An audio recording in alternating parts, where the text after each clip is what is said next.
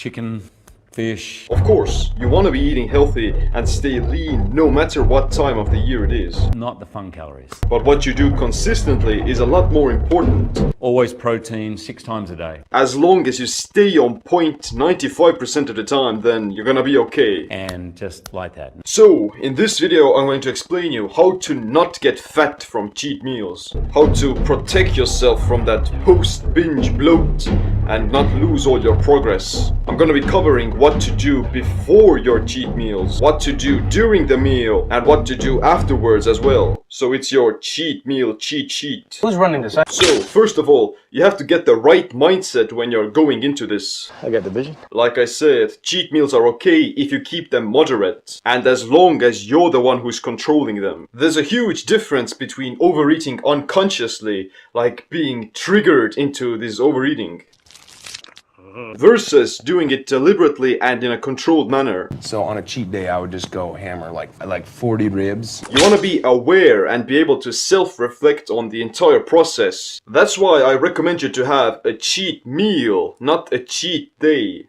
Like 40 ribs. Now let's continue on with what to do before you have your cheat meals. It's very important to create this inner environment within your body prior to the cheat meal, so that the food you do eat would be used as efficiently as possible. If you do it strategically, then you can actually boost your metabolism, build some muscle, and burn more fat. The reason is that if you're eating a lot of carbs or desserts when your body isn't capable of handling them, then you're practically self-inducing insulin resistance.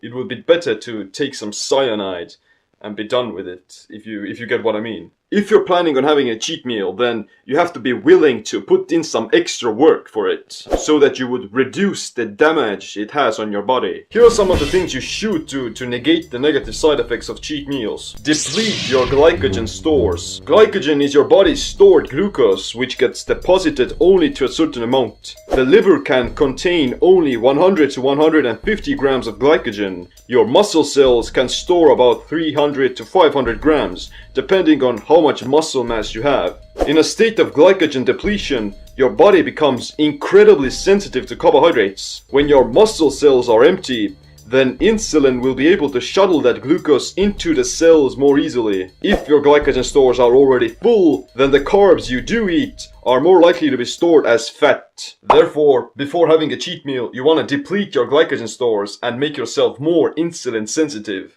To deplete your liver glycogen, you need to fast for only as little as 16 to 24 hours. Walking on an empty stomach or doing fasted cardio will speed up this process and increases your daily caloric demands as well. So, what I recommend you to do is to spend the majority of the day before your cheat meal in a fasted state and do some intermittent fasting. You skip breakfast, you walk around, you eat only very little food to prevent complete starvation, and the food that you do eat should be low carb and have some moderate protein.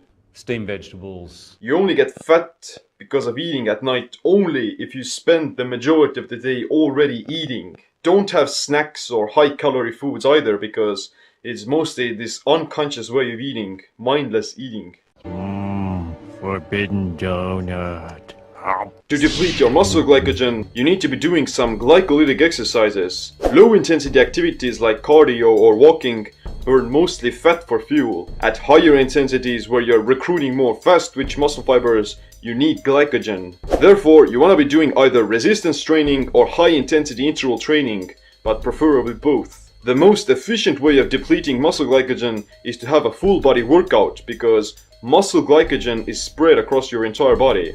Doing compound movements that involve multiple joints and muscle groups will burn more calories and make more of your cells insulin sensitive. To emphasize the release of glycogen, you want to be doing slightly higher rep ranges that focus more on sarcoplasmic hypertrophy. Somewhere around 3 to 5 sets of 15 to 25 reps are perfect for squeezing out the glycogen and activating the GLUT4 receptors that will help to shuttle glucose into the cell more efficiently. It's also a good idea to do some high intensity cardio instead of steady state cardio. Not only will it help to deplete your glycogen, but it will also boost fat burning after the fact. Stuff like HIIT or Tabata have a much greater excess post-exercise oxygen consumption rate, or EPOC, this afterburn effect. The second thing you want to pay attention to is your hydration and sodium intake. Have you ever heard people saying that after they cheated, they gained a ton of weight and they're never gonna cheat again? Well, what really happened was that their body held onto some extra water, which made them bloat up like a balloon. Insulin plays a huge role in sodium metabolism. Your body's sodium excretion is regulated by your kidneys. When you reduce your insulin levels, whether by doing intermittent fasting or eating low carb, you're losing a lot of water weight and sodium. Once you reintroduce insulin, you'll be causing an anti-diuretic effect, which makes you hold onto those fluids more easily. So, to prevent that excess bloat,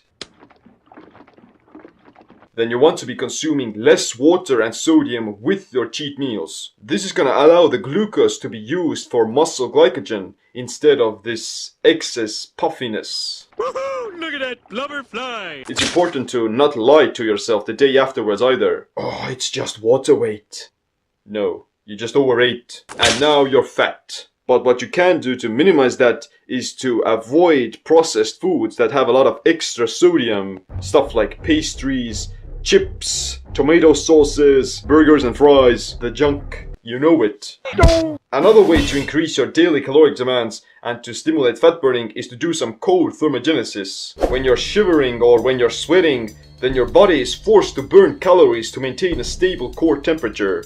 Taking a cold shower burns almost no calories, but an ice bath or walking outside with the cold will definitely ramp up your brown fat production. Cold exposure burns a ton of calories, and even just a few minutes will also raise dopamine and elevate your mood. I mean, you're shivering and you feel scared, but at the same time you feel more alive than ever before. You feel energized.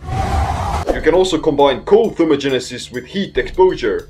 Hot temperatures will also increase mitochondrial density and burn some fat through sweating. Just sitting at a sauna at 100 degrees Celsius itself is like a cardio workout because your heart will be racing and your blood is pumping. What I recommend you do is sit in a sauna for about 10 to 15 minutes and then you have 5 minutes of having an ice bath, walking outside, or having a cold shower. This is going to also stimulate the lymph system and it improves your overall health. So follow these tips before your cheat meal to burn some calories and create the right environment for your body.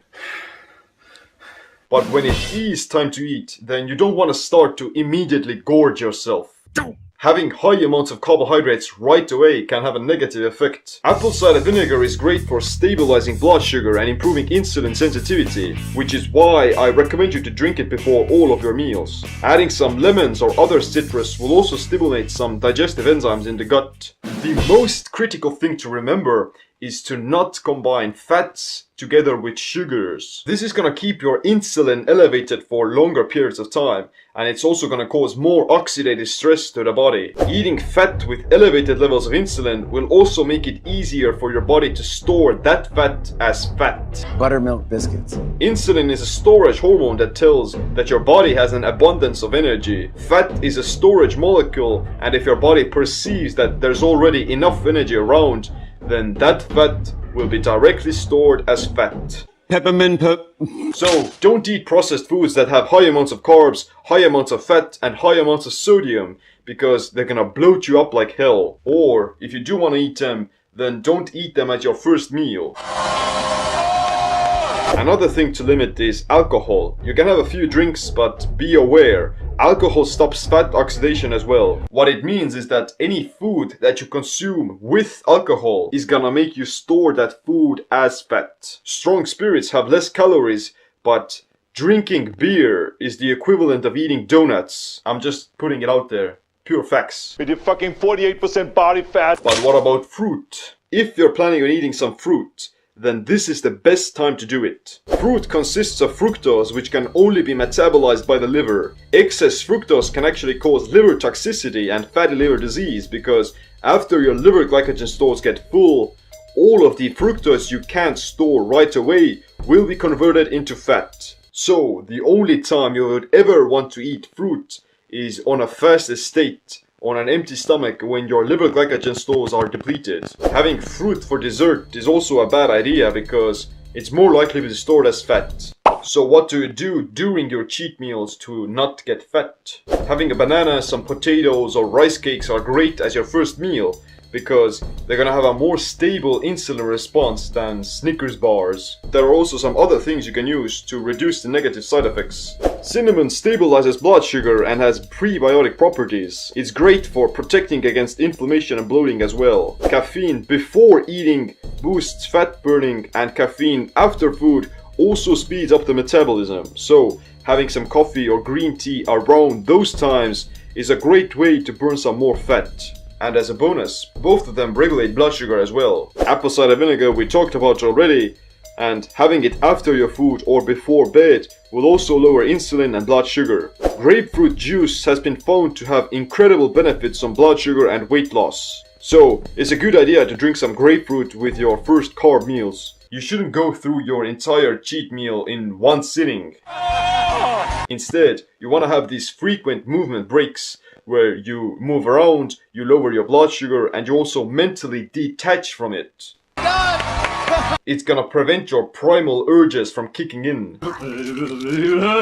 And it helps you to stay more conscious. Walking for 10 to 15 minutes after eating will also help to lower your blood sugar, and it gets you into this fat burning zone as soon as possible. Isometric holds or very light yoga can also activate GLUT4 translocators, which improve glucose metabolism and insulin sensitivity. Even as little as 60 to 90 seconds is enough to trigger a mild response. So if you hold some planks or do some isometric holds before your first meal, then you're gonna make your muscles more available for the carbohydrates. You earned it. Thank you.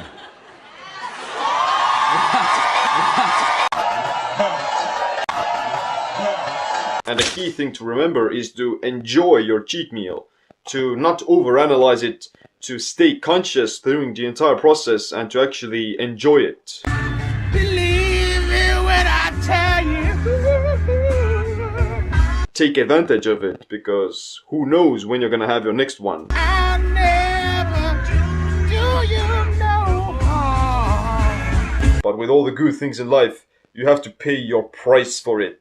So what do you do the day afterwards? Are you gonna have this excess bloat? With your fucking 48% body fat. God damn, I'm never gonna eat those donuts again. Or maybe if you implemented these tips correctly, then you're gonna be fine. But what you still wanna do is implement some post-binge damage control. The next day, you wanna be doing some intermittent fasting again, because your body is topped off with extra energy. You don't need to be eating food, and you'll be most likely causing some extra weight gain. Instead, fast for at least 16 to 20 hours the next day. Do some light intensity cardio on a fasted state again, and maybe have a heavier resistance training workout. It's a good idea to have your most intense lifting days the day after your cheat meals, because you have more energy to push yourself. The secret is you can't do it in a month. It takes 8 months or a year or a lifetime of consistency, working out every single day, and eating properly and truly feeding yourself, not starving yourself, but giving yourself proper nutrition to heal. You have to burn off all the crap you've put in your body, and then you have to replace it with really good food. If you want to learn more about how to start a well-formulated ketogenic diet, how to become a fat-burning beast, how to lose those extra pounds after the holidays, then check out my Keto Fit program. But other than that, click the like, subscribe, notification bell as well. I wish you happy cheat meals. My name is Seem. Thanks for watching. Stay ketotic, stay empowered. Chin chin! My friends! Chin chin, my friend!